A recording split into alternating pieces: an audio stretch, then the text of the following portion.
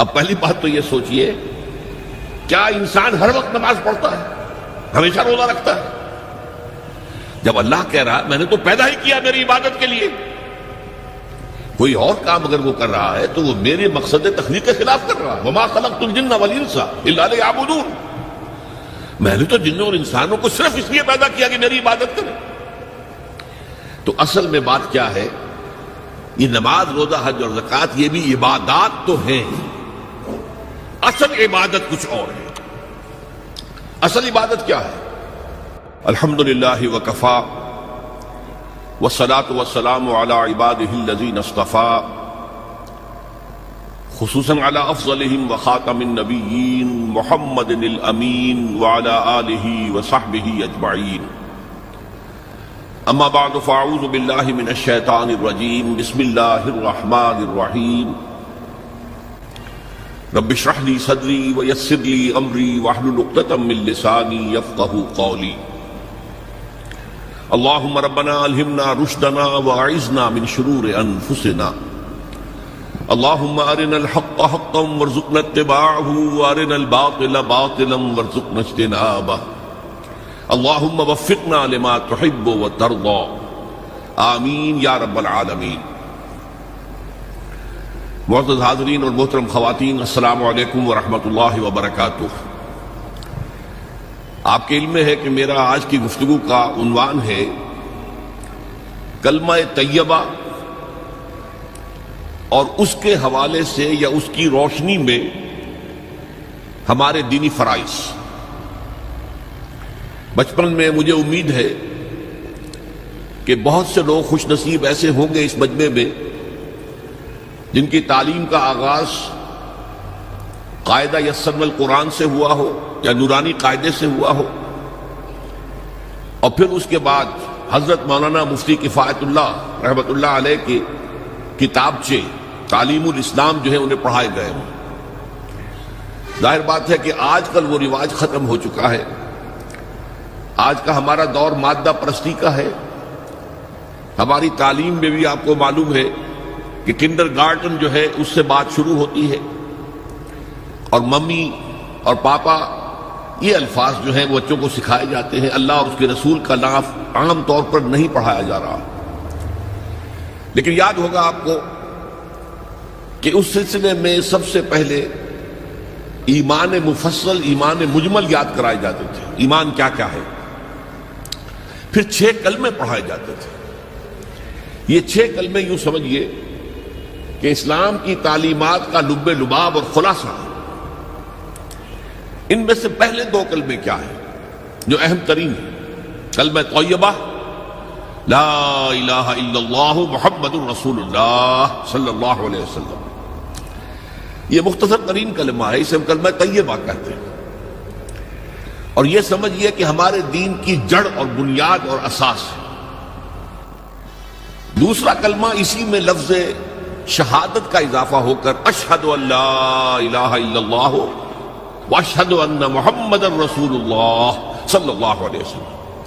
یہ کلمہ شہادت جو ہے یہ اسلام میں داخلے کا شاہ درا ہے۔ شاہ درا، در کہتے ہیں دروازے کو، شاہ درا بہت بڑا دروازہ۔ جو لوگ دلی سے واقف ہیں انہیں یاد ہوگا، معلوم ہوگا کہ دلی جو ہے وہ جمنا ندی یا جمنا دریا کے مغرب میں واقع ہے، اور مشرق سے جو بھی آتا ہے یو پی سے، اس کو پہلے ایک قصبے سے گزرنا پڑتا ہے، جس کے بعد پل آتا ہے جمنا کا، اور اس قصبے کا نام ہے شاہ درا۔ اسی طرح کا شاہ درا ایک لاہور میں ہے۔ لاہور جو ہے وہ راوی کے جنوب مشرقی کنارے پر ہے، آباد ہے شہر۔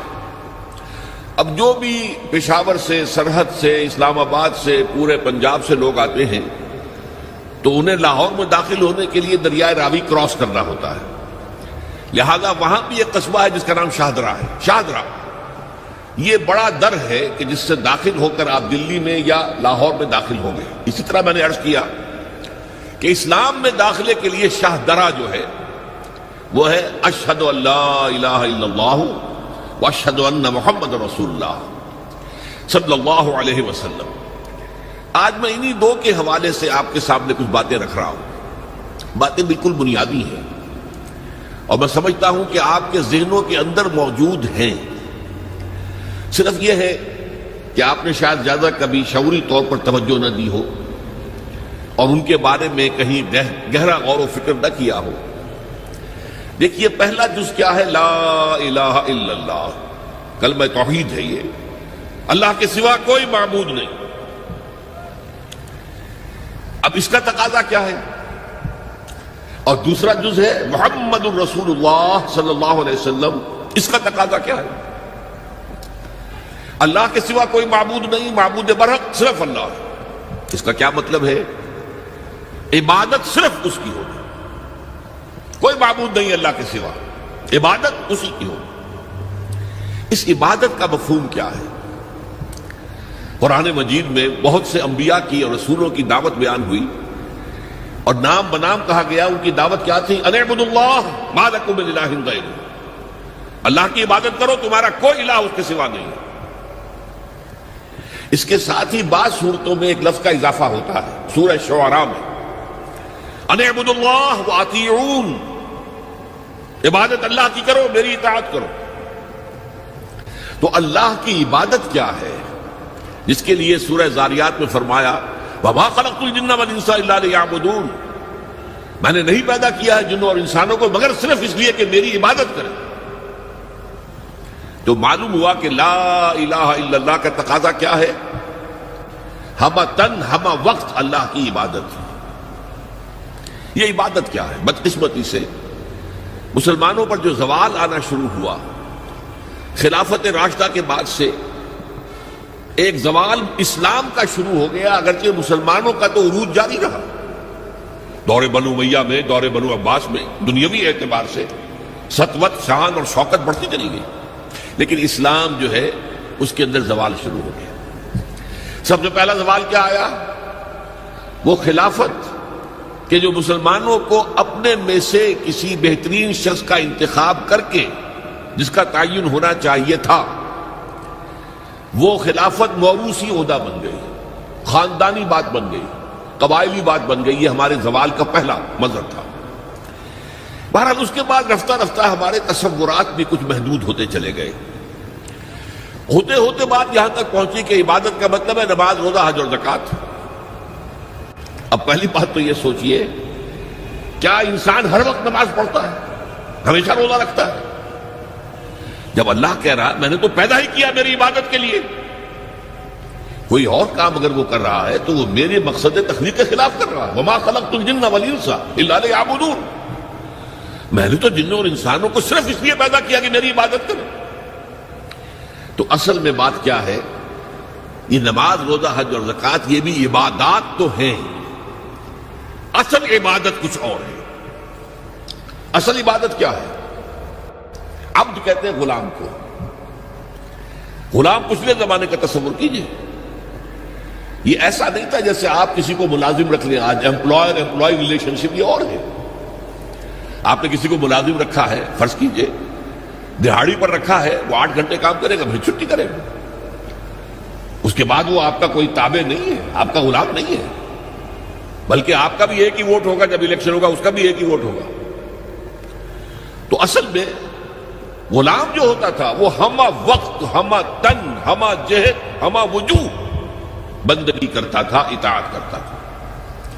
ملازم کہہ سکتا تھا کہ میرے تو اوقات ختم ہو گئے. آپ نے کسی کو رکھا خانسامہ کی حیثیت سے، اور فرض کیجئے ابھی فلش سسٹم نہیں آیا تھا تو بیت الخلاء جو ہے آپ جس طرح کے ہوتے تھے سب کو یاد ہے. کسی دن بھنگن نہیں آئی، آپ کہیں اس سے خانسامہ سے کہ ذرا جاؤ بیت الخلاء صاف کراؤ، وہ صاف کہے گا صاحب میں تو خانسامہ ہوں، میں آپ کو کھانا پکا کر دینے کا پابند ہوں، میں یہ آپ کا بیت الخلاء صاف کرنے کا تو پابند نہیں ہے. کہے گا کہ نہیں کہے گا؟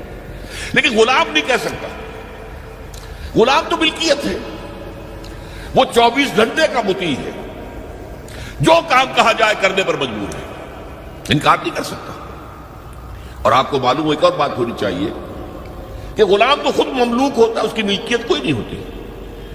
آقا نے کوئی اگر کوٹھڑی دے دی ہے کہ تم رات کو اس میں سو جایا کرو تو کیا وہ اس کوٹھڑی کا مالک ہو گئے؟ آقا نے کوئی چارپائی دے دی ہے اس پر سویا کرو تو کیا چارپائی کا مالک ہو گئے؟ نہیں، قطعاً نہیں، خود مملوک ہے. اور پچھلے زمانے میں غلاموں کا معاملہ کیا تھا؟ آقا جب چاہے ذبح کر دے، قتل کر دے، کوئی مقدمہ نہیں بنے گا، نہ 302 کا نہ 304 کا۔ کیوں؟ جیسے آپ کی بکری آپ کی ملکیت تھی، آپ نے ذبح کیا، گوشت کھا لیا، کوئی پوچھ سکتا آپ سے؟ میری بکری تھی بھائی، میں نے ذبح کیا، Who are you to ask me؟ اسی طرح غلام میری ملکیت ہے، میں نے قتل کر دیا، میں نے اپنا نقصان کیا ہے نا۔ میں اس غلام کو فروخت کرتا تو کچھ پیسے مل جاتے مجھے، لیکن اختیار میرا ہے، میں نے اسے قتل کر دیا۔ اس معنی میں اللہ کا غلام بن جانا، اللہ کا بندہ بن جانا۔ یہ بندہ جو ہے یہ فارسی کا لفظ ہے، عبد عربی کا لفظ ہے۔ عبد سے عبادت بنا، بندے سے بندگی بنا۔ چنانچہ شیخ سعدی کا شعر ہے مشہور، جو مسجدوں میں پہلے لکھا جایا کرتا تھا۔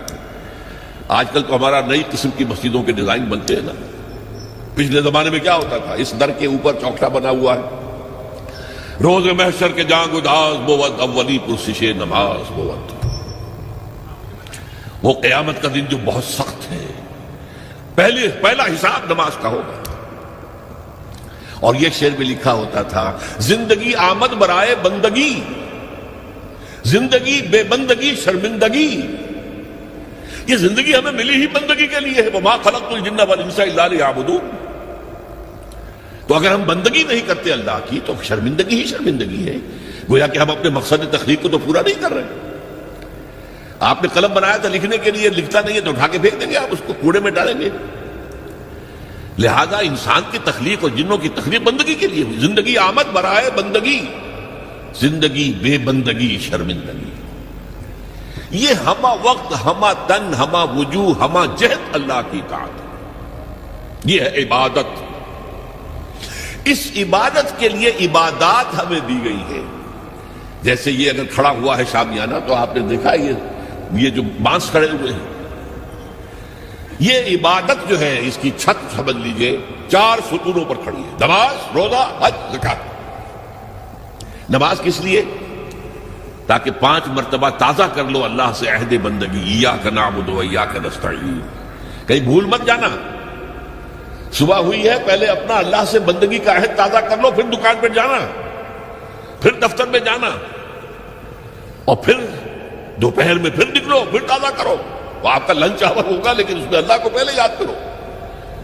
پھر جب بہت زیادہ ایکٹیویٹی کا ٹائم ہوتا ہے شام کا، پھر یاد کرو اللہ کو عصر کے وقت، پھر مغرب کے وقت، پھر رات کو عشاء۔ 5 دفعہ یاد کرو اقم الصلاۃ عن ذکری، کہ تمہیں یہ بات یاد رہے کہ ہم اللہ کے بندے ہیں اور ہمارا کام بندگی ہے، ہمہ تن، ہمہ وجوہ، ہمہ وقت اللہ کی عبادت۔ روزہ کیوں دیا؟ تاکہ نفس کے اندر جو شیطنت ہے، ان النفس لامارۃ بالسوء، اس نفس کو کنٹرول کرنے کی عادت ہو جائے۔ بھوک برداشت کرو، کسی وقت کھانے کو حلال چیز نہیں مل رہی تو بھوک برداشت کرو، فوراً کسی حرام شے کے اندر منہ نہ مار دو، تمہارے اندر عادت ہونی چاہیے۔ پیاس شدید لگی ہوئی ہے تو اگر کوئی صحیح مشروب نہیں ہے تو ایسا نہ کرو کہ کیا کریں، یہاں پر تو سوائے جو شراب کا کچھ ملتا ہی نہیں تو لو شراب ہی پینا ہے۔ اس کے لیے مشق کرانے کے لیے 30 دن صبح سے شام تک جائز مشروب بھی نہ پیو، جائز کھانا بھی نہ کھاؤ، تاکہ تمہارے اندر صلاحیت پیدا ہو جائے کہ باقی 11 مہینوں میں ناجائز سے تو بچو۔ یہ ہے عبادت کے ساتھ ان عبادات کا تعلق۔